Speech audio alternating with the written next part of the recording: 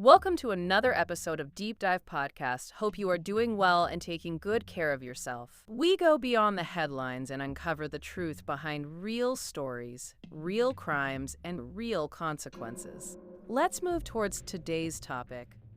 Okay, so imagine this. I want you to picture a scene. It's July 1991. You're up on the slopes of Mount San Gorgonio. Now, if you're not from Southern California, you have to understand, this is the big one. This is the highest peak in the whole region. Old Greenback, they call it. Exactly. And it is night. I mean, pitch black, the kind of darkness you only really get at, 11,000 feet? Right. Where the air is thin and the lights from LA are just this distant, sort of hazy smear on the horizon. Right, it's a profound kind of dark. And the wind's just howling through these lodgepole pines. And then somewhere out in that consuming blackness, there's a flash. A sudden blinding flash of light. Just one, like a camera flash. A single burst of artificial light. It lights up this terrifyingly small circle for just a fraction of a second. Maybe you see a few feet of scrub brush, some loose rock, and then snap. Gone. It's gone. You're right back to just the mountain and the wind and the silence. That image it's incredibly haunting. And the reason it's so unsettling, I think, is that we know it actually happened. This isn't us, speculating about a campfire or a stray headlight. No, this is real. We know it happened because of what was left behind on that mountain. The camera. The camera. This is the story of Jared Negrete. He was a 12-year-old Boy Scout who vanished during a troop hike on that very mountain. And that flash. That came from a disposable camera they found days later. And that camera, it contained the last known trace of him, right? It did. But here's the thing that it gets under your skin. It wasn't a picture of the view. It wasn't a goofy picture of his friends. The final image on that roll of film, and this is key, it was taken after he was reported missing, was a close-up of his own face. Wow. Just his eyes and his nose. The flash lighting him up against a background of just total consuming darkness. It's a piece of evidence that chills you to the bone. It's like a proof of life that doubles as a horror story. It really is. But today, our mission, it isn't just to retell a ghost story or another true crime mystery. We're here to do a deep dive into the actual mechanics of a disappearance like this. We're going to look at wilderness survival, the physiological effects of high altitude, and the psychology of what happens when you get lost. Right. We want to understand how this happens. How does a boy just vanish from a trail when there are other people right nearby? And maybe the most important piece of the puzzle, we're going to look at a parallel case, another one from 2001, so 10 years after Jared disappeared, that might finally explain the physics of what likely happened to him. It's almost like a Rosetta Stone for this whole mystery. Okay, so let's unpack this. We have to start with the boy himself. Before we get to the mountain, before we get to the camera, who was Jared Negrete? To really understand the tragedy, you have to understand the victim. And not just as, a name on a missing persons poster. Jared was 12 years old, from El Monte, California. So a local kid. Yeah, very much a local kid. He was described as Latino, black hair, brown eyes. Stood about 5'2" and weighed around 150 pounds. Now, the source material, it does note that he was described as a bit hefty for his frame. And we should be clear, we're not mentioning that to body shame a child, obviously. But in the context of a high-altitude climb, body composition is a massive variable, isn't it? Oh, it's absolutely critical. We have to talk about the physics of hiking for a second. Your mass dictates your energy expenditure.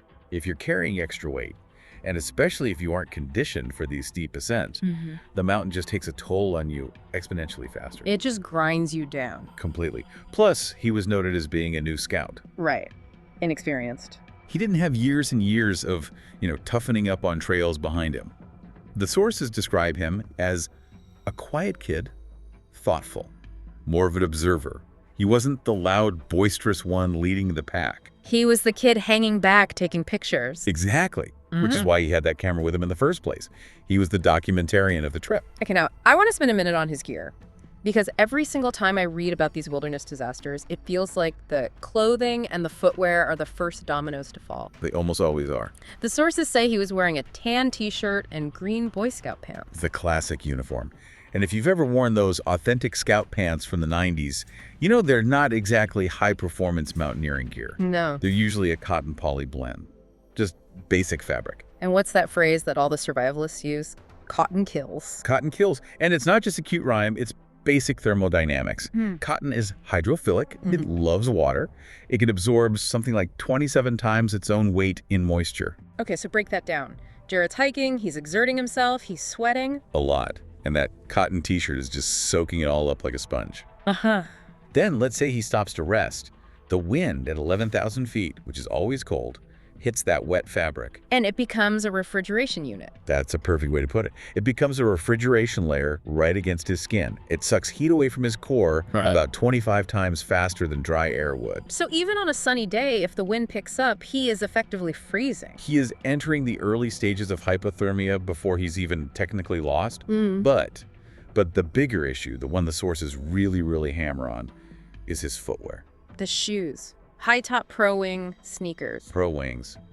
Man, if you grew up in the 80s or 90s on a budget, you know these shoes. They were the ones you bought at, like Payless or the discount aisle at the grocery store. I think I had a pair. They felt like they were made of plastic. That's the problem. Let's get technical for a second about why this matters so much. A real hiking boot uses a soft, sticky rubber compound. And these deep grooves, they're called lugs. Think of them like cleats on a football shoe. They bite into the rock. Right. They grip. Pro Wings used a hard, plasticky composite for the sole, with a very shallow, like herringbone pattern. They were designed for a basketball court or for asphalt. So on a mountain. On Mount San Gorgonio, which is famous for its screes, it's just loose, crumbling granite gravel, those shoes act like skis. Every single step you take requires these tiny micromuscular adjustments just to stay upright. You're constantly slipping backward half an inch for every step you take forward. So you're burning twice the calories just for half the traction. Exactly. You are literally fighting the mountain with every single step.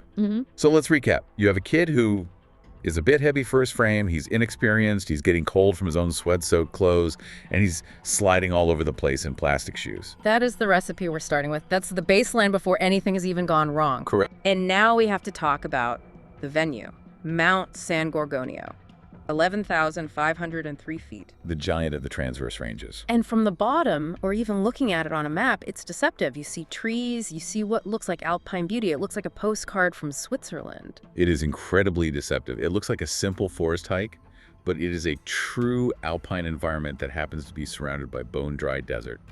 The geology itself, you have these steep drop-offs that are completely hidden by dense brush. But the real invisible killer here, and this is something we really need to break down for everyone listening, is the altitude. This part of the research just fascinated me. The Night Watch source has this great analogy about being a swimmer versus a hiker. He talks about being the fastest swimmer on his team at sea level, but then you get him up to 10,000 feet and he can't even keep up with the slowest guys. He described it as drowning in air. That is a terrifying concept. Drowning in air. It is a perfect illustration of hypoxia.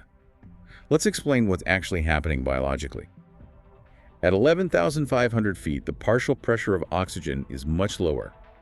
The effective oxygen level is significantly less than at sea level, so your blood oxygen saturation drops. So a healthy person at sea level is at what, 98, 99%? Yeah, somewhere around there. Yeah. But at that altitude, if you're not acclimatized, you might drop down to 85%, maybe even 80. And this isn't just about feeling out of breath, is it? It does things to your brain. This is the crucial part.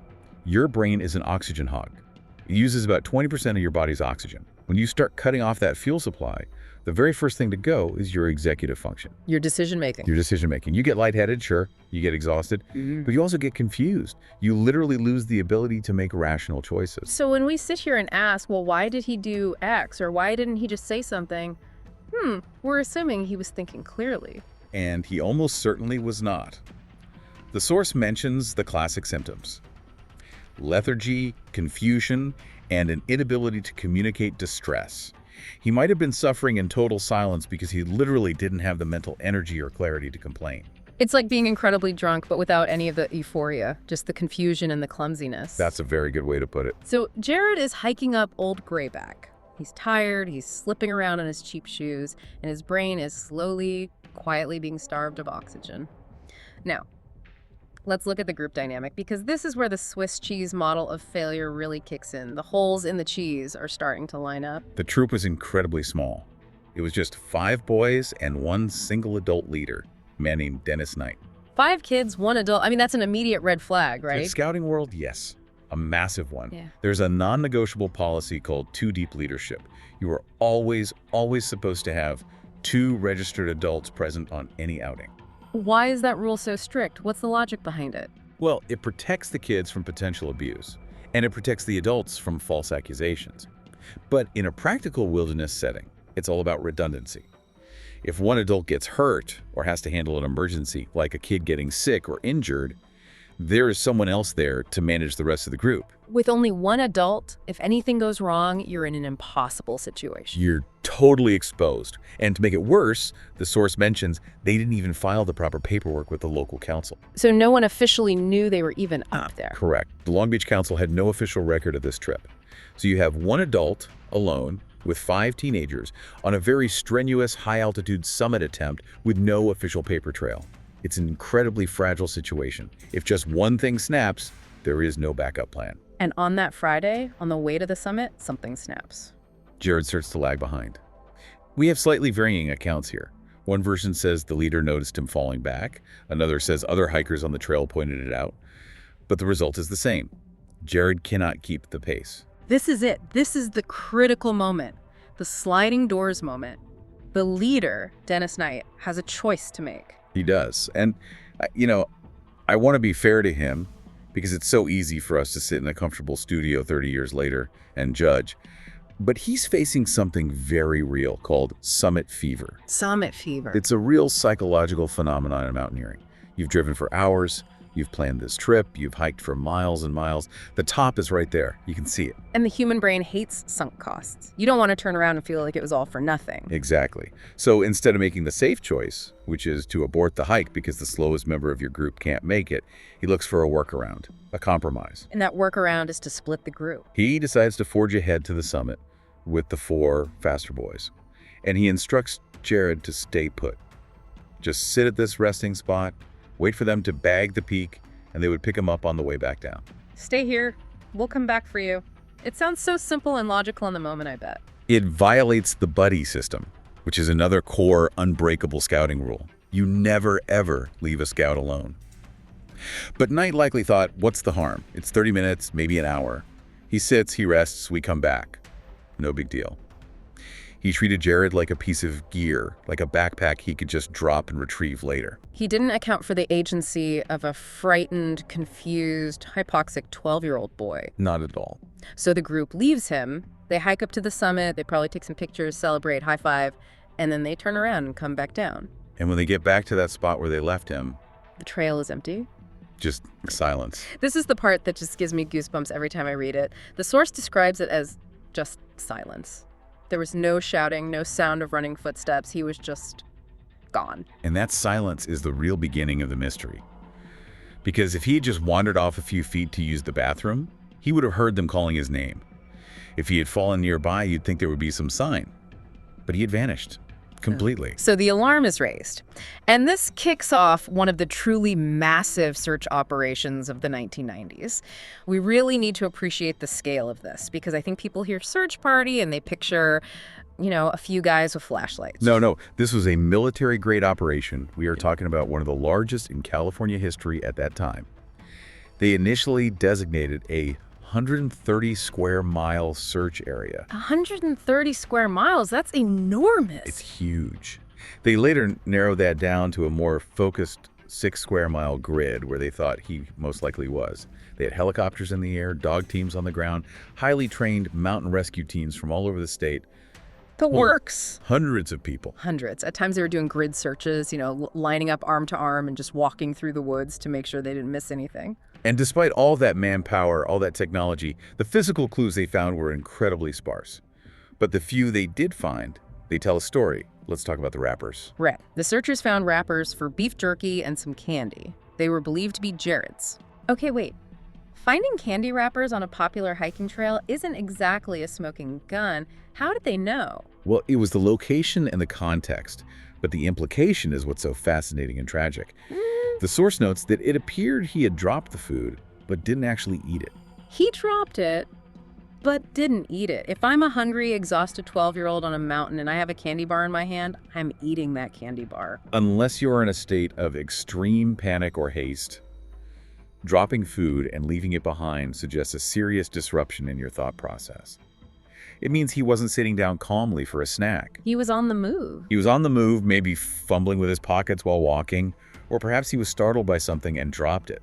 It indicates a total lack of calm. It suggests he was already fleeing something or rushing desperately towards something. They also found a single footprint. Yes, a shoe print that matched those Pro Wing sneakers. It placed him definitively in the search area, but footprints in that loose scree are notoriously hard to track. The wind blows the dust, other hikers walk over it, and a print can vanish in just a few hours. But the most significant find, the artifact that really defines this entire case, was the camera. The camera. It was found abandoned on the mountainside several days into the search. It wasn't broken, it wasn't crushed in a fall, it was just sitting there. Which implies he didn't fall with the camera in his hand at that specific spot. Exactly. It suggests he consciously set it down, or maybe it just fell out of pocket as he was scrambling.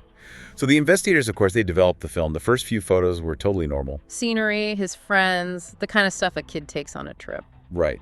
But then, the final frame. Yeah. And this is where it gets really interesting. And by interesting, I mean absolutely terrifying. Last photo on the roll. The last photo. So technically speaking, it was taken with the camera's built-in flash. It's an extreme close-up of Jared's own face, specifically just his eyes and his nose. And the background is nothing, just total, absolute darkness. And the timing is key here, right? This wasn't from earlier in the day. That is the absolute clincher. Based on the sequence of the photos on the roll, that picture was taken after the time he was reported missing. This is hard evidence. It confirms he survived the initial disappearance, he survived into the night, he was alive, he was alone, and he was in the dark. I want to speculate on this for a second. Why take that photo? I've really tried to put myself in the head of a 12-year-old boy in that situation. Was it a signal? Was he trying to get someone's attention? This is where we have to look at the psychology of fear and survival. There are a few compelling theories. One is that he was trying to use the flash as a makeshift, momentary flashlight. Oh, interesting. Think about it. If you are in absolute pitch blackness, and I mean, can't see your hand in front of your face blackness, and you hear a noise, or you're just terrified of what's out there, popping that flash gives you one split second of vision. But it would blind you right after. It would completely ruin your night vision. It would. It would ruin it for minutes.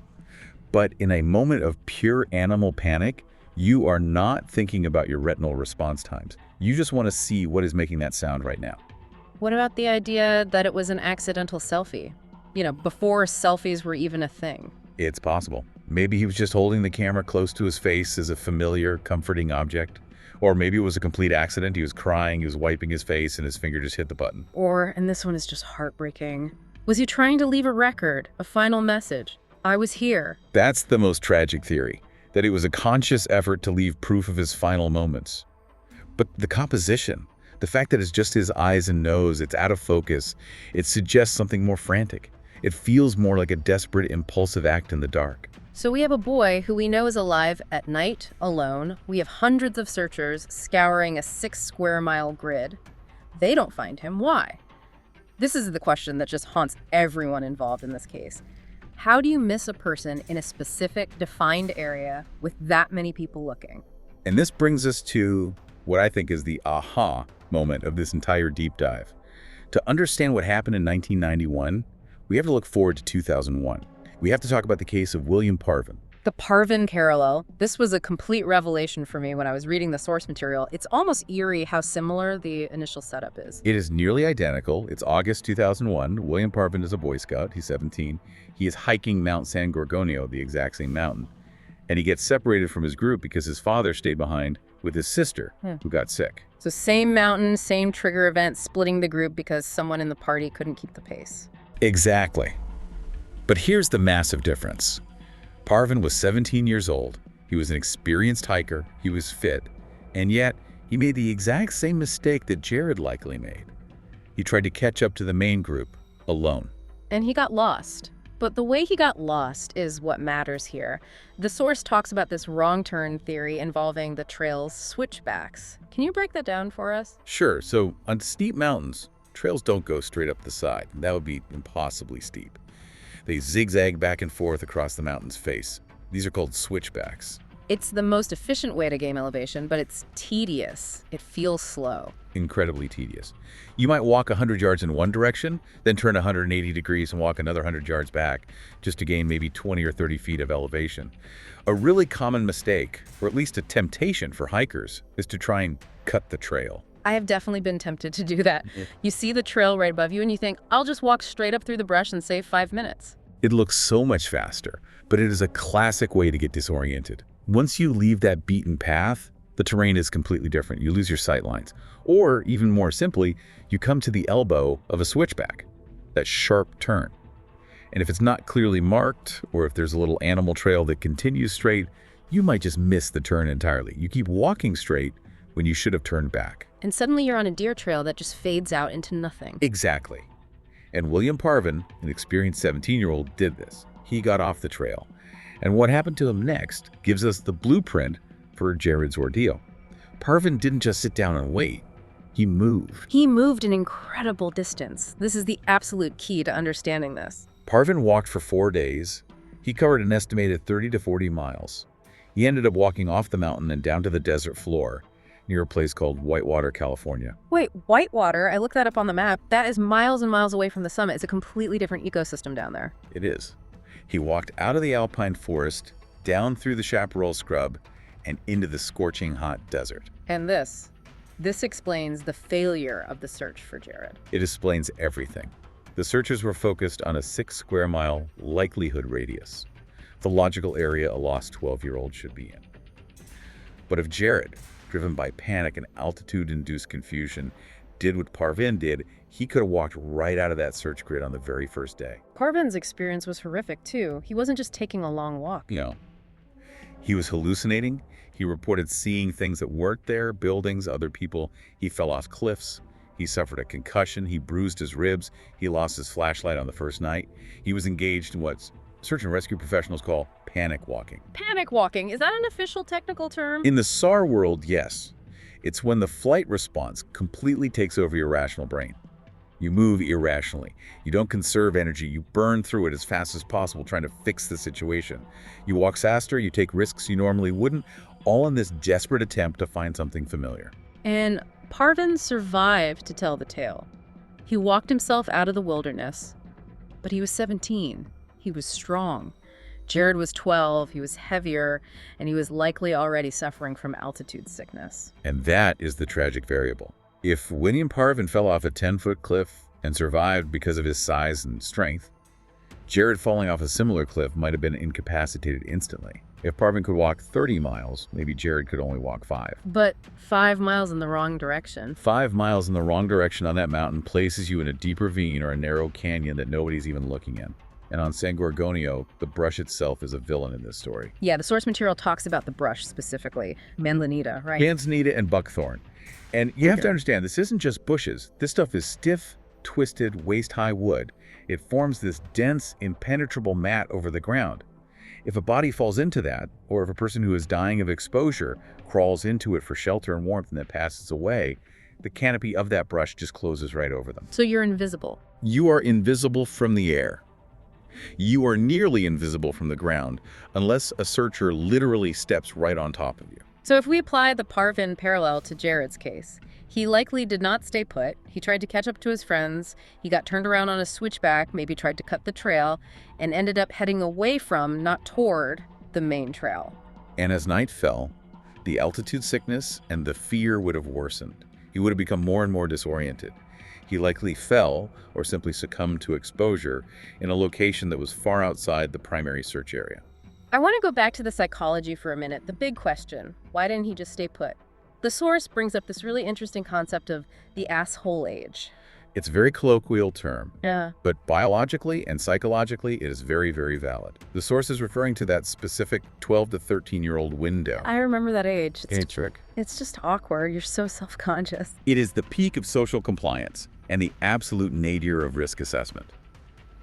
Your prefrontal cortex, the part of the brain that makes logical long-term safety decisions, is still completely under construction.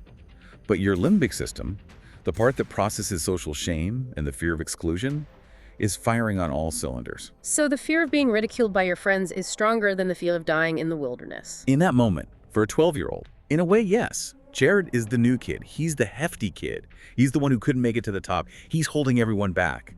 The shame of that is a powerful, powerful motivator. Sitting on a rock waiting for your cool older friends to come back and rescue you is deeply humiliating for a boy that age who is just trying to prove he belongs. So his motivation to move wasn't just stupidity or disobedience. It was a desire to redeem himself. If I can just catch up to them, then I'm not the failure. Exactly. He likely thought, I can do this. I'll just push a little harder. I'll meet them at the top and everything will be fine. It was a tragic miscalculation, driven as much by social anxiety as by geography. The source also references a concept called dying of shame. I know it's mentioned in that movie, The Edge, but it's a real survival concept, isn't it? It is. It's the idea that panic and embarrassment can lead to completely counterproductive behavior. Lost people will sometimes hide from rescuers to avoid being seen as lost, or they'll pretend they know exactly where they're going when they are completely turned around. William Parvin, when he was finally found after 4 days, the first thing he did was apologize to his rescuers. He apologized. He's the victim. He's half dead and dehydrated. He was apologizing for all the trouble he caused, for the resources spent looking for him. Even in his delirious state, he felt this immense guilt.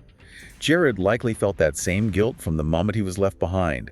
It might have kept him from blowing a whistle, if he even had one, or from shouting for help until it was far, far too late.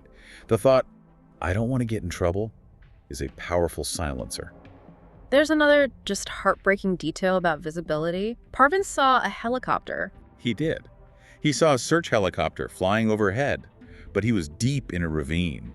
He waved, he shouted, but they couldn't see him. He was effectively invisible. That is the ultimate nightmare scenario.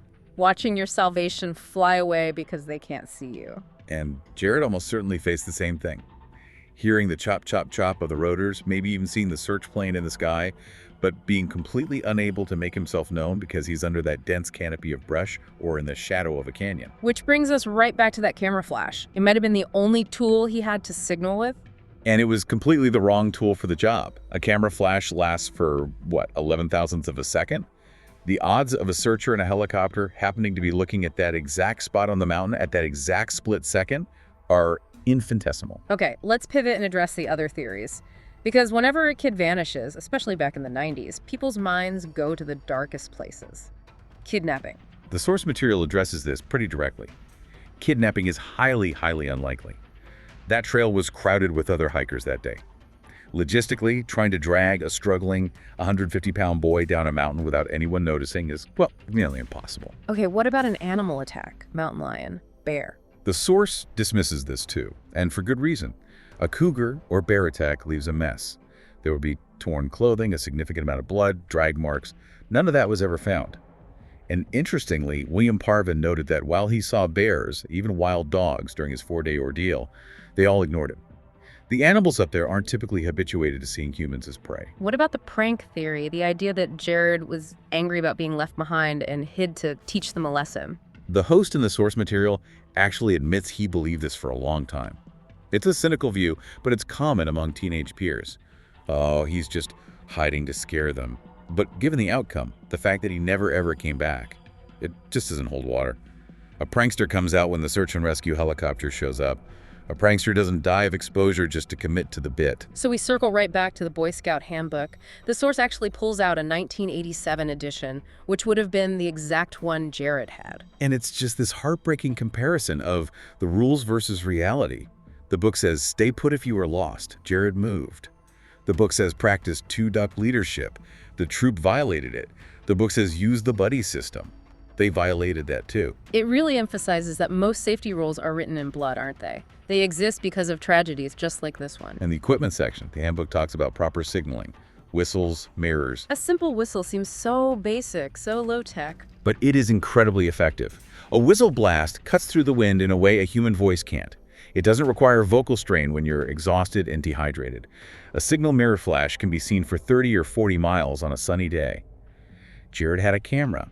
He had a device for recording memories, not for saving his life. So where does this leave the mystery today? Well, the mountain has its ghost stories now, as you'd expect.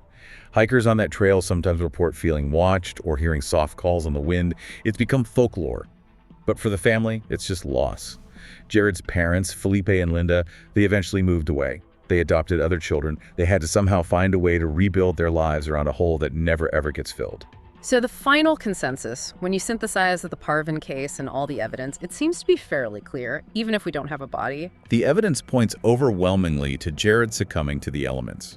He most likely engaged in that panic walking, traveled much further or in a much different direction than searchers ever anticipated, potentially miles away, and fell into a deep ravine or into that dense brush where his body remains hidden to this day.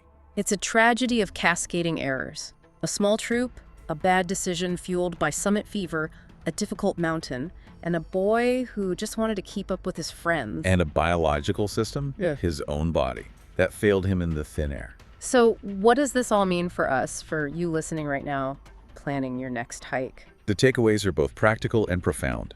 First, and this is non-negotiable, never ever split the group. The slowest hiker sets the pace for everyone, period.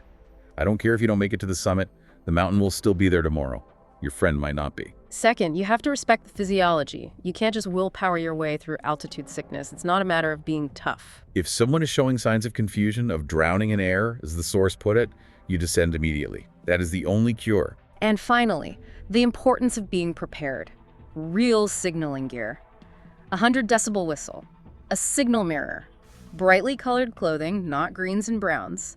And absolutely no cotton. And teach your kids, and remind yourself, that getting lost is not shameful. It can happen to anyone. Hiding is what's dangerous. Being found is the only goal that matters. I want to leave you with a final thought on this, a provocative thought to mull over. Good. Think about the shocking vastness of the wilderness that stands right next to our sprawling civilization. A boy can vanish in 1991, leaving behind only a single haunting picture of his own face in the dark. And then, just 10 years later, another boy walks out of those exact same woods alive, having seen the same bears, the same cliffs. It's a game of inches. Yeah. And luck. One wrong turn versus one right one. One extra layer of clothing. One more year of maturity and physical strength. That is the razor-thin line between a survival story and a ghost story. And somewhere up there on Mount San Gorgonio, that disposable camera sat for days, holding its terrible secret on a roll of undeveloped film. The mountain kept the rest of the story. But that one flash proved that in his darkest, most terrifying moment, he was still there. He was still fighting. It just forces you to wonder, what did he see in that single moment of light? And what did he feel when the darkness rushed back in? Make sure you're prepared the next time you step into the wild. Thanks for listening to this deep dive. Stay safe out there. We'll see you in the next one.